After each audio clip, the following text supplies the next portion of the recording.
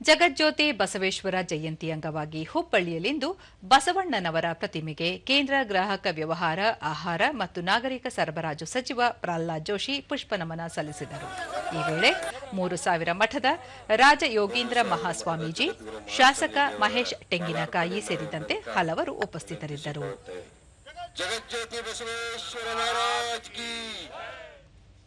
ಬಳಿಕ ಪ್ರಹ್ಲಾದ್ ಜೋಶಿ ಸಮಾಜವನ್ನು ನಿರ್ಮಾಣ ಮಾಡುವಲ್ಲಿ ಪ್ರಯತ್ನಪಟ್ಟ ಮಹಾನ್ ನಾಯಕ ವಿಶ್ವಗುರು ಬಸವಣ್ಣನವರು 12ನೇ ಶತಮಾನದಲ್ಲಿ ಸಾಮಾಜಿಕ ಕ್ರಾಂತಿ ಮೂಲಕ ಸಮಾಜದಲ್ಲಿ ಸಾಮರಸ್ಯ ಮೂಡಿಸಲು ಶ್ರಮಿಸಿದ್ದರು.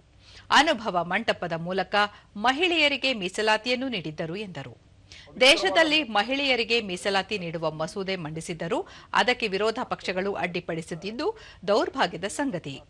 ಮಹಿಳೆಯರು ರಾಜಕೀಯದಲ್ಲಿ ಮುಂದೆ ಬರುವುದನ್ನು ವಿರೋಧ ಪಕ್ಷಗಳು ತಡೆದಿವೆ ಎಂದು ಹೇಳಿದರು. ಬಸವಣ್ಣನವರು ಯುವ ಪ್ರವರ್ತಕರು, ಅದಕ್ಕೆ ಅವರು ಕೂಡ ಈ ಅತ್ಯಂತ ಶುಭ ಮುಹೂರ್ತದಲ್ಲಿ ಅವರು ಈ ಭೂಮಿ ಮೇಲೆ ಅವತಾರವನ್ನ ತಾಳಿದ್ರು. ಆ ಶುಭ ಮುಹೂರ್ತದಲ್ಲಿ ಅವತಾರವನ್ನ ತಾಳಿ ಇವತ್ತು